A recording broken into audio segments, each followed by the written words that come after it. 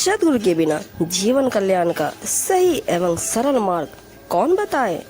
भवसागर में मृत्यु का बहुत भयानक घाट है, जिसे पार करने का मार्ग केवल सच्चे सद्गुरु ही बता सकते हैं।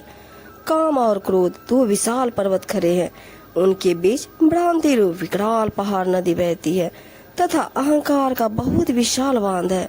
साथ में लोभ रूपी चोर टकटकी लगाए हैं। ये सब प्रबल अवरोधक एवं आघात करने वाले शत्रु हैं। अभिमान और ईर्ष्या का बादल लगातार बरसता है तथा माया मोह के पवन का झोंका बड़ी तेजी से चलता है। सदगुरु कबीर साहब जी कहते हैं, ऐसी स्थिति में भवसागर का मृत्यु घाट कैसे तारा जा सकता है, अर्थात इससे कैसे पार पाया जा सकता है। विकराल काल के घाट से जीव इस भवसागर से कैसे पार हो। इससे अनजान जीव को नाना दुख भोगते हुए यहाँ बारंबार जन्म लेना और मरना पड़ता है। बिना सदगुरु के इससे पार होने का कोई भी मार्ग नहीं है। सदगुरु के उपदेश अनुसार सदाचार, सत्य ज्ञान एवं विशुद्ध भक्ति साधना द्वारा काम, क्रोध, लोभ एवं अहंकार आदि समस्त विकारों को मार कर ही इससे पार पाया जा सकता है। कबीर साहब जी बताते हैं, लगन कठिन मेरे भाई, गुरु से लगन कठिन मेरे भाई। लगन लगे बिनु काज न सरही, जीव पर लय हो जाई। मिर्गा नाद शब्द का भेदी, शब्द सुनन को जाई। सोई शब्द सुनी प्राण देते, तिनको ना मन में डराई। साहब जी बताते हैं, हे मेरे भाई, सदगुरु से सच्ची लगन प्रीति लगाना और उसे सदैव निभाना अत्यंत कठिन है।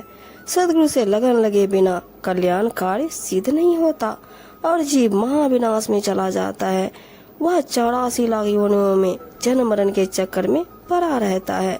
सच्ची लगन के संदर्भ में मृग का उदाहरण देते हुए कबीर साहब जी बताते हैं, जो नाद शब्द का बड़ा रसिक होता है, वह जब वादिक शिकारी द्वारा मृग को सुनाने के लिए विशेष प्रकार का नाद यानी कि बाजा बजाया जाता है, तो वह उसे सुनने इधर उधर चला जाता है। उस शब्द को सुनने में वह अपने तन मन की सुध भी भूल जाता है और शब्द से गहन लगन लगाए हुए वादिक शिकारी के हाथों में अपने प्राण दे देता है। इसमें वह तनिक भी भय नहीं खाता। साहब जी की बहुत ही सुंदर साखी है। स्वाति बूंद लिए रटत पपीहा, पिया पिया रट लाई। प्यासे प्राण जाए क्यों ना बही, और निर नहीं भाई। दो दल आने जुड़े सब सन्मुख, शूरा लेत लड़ाई। टुक टुक होए गिरे धरनी पे, खेत छारी नहीं जाए। छारो अपने तन की आशा, निर्भय हो गुन गाई। कहे कबीर ऐसी लौलावे, सहज मिले गुरु आई।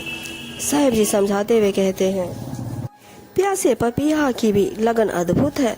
वह स्वाति नक्षत्र के जल की बूंद पाने के लिए पिया पिया की रट लगाता रहता है।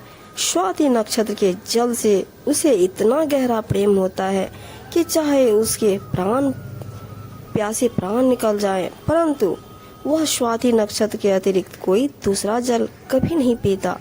वह अपनी लगन एवं निश्चय का पक्का होता है। युद्ध क्षेत्र में एक सिपाही के लगन देखे। युद्ध के लिए जब दो दल रण क्षेत्र में आमने सामने आ डटते हैं, तब सूरवीर सिपाही आगे बढ़कर वीरता से लड़ाई लड़ता है। चाहे उसका शरीर टुकड़े टुकड़े होकर धरती पर गिर पड़े, परंतु युद्ध क्षेत्र को छोड़कर वह कभी नहीं भागता। जीवित रहने तक वह अपने कर्तव्य के प्रति सच्ची लगन लगाए रहता है।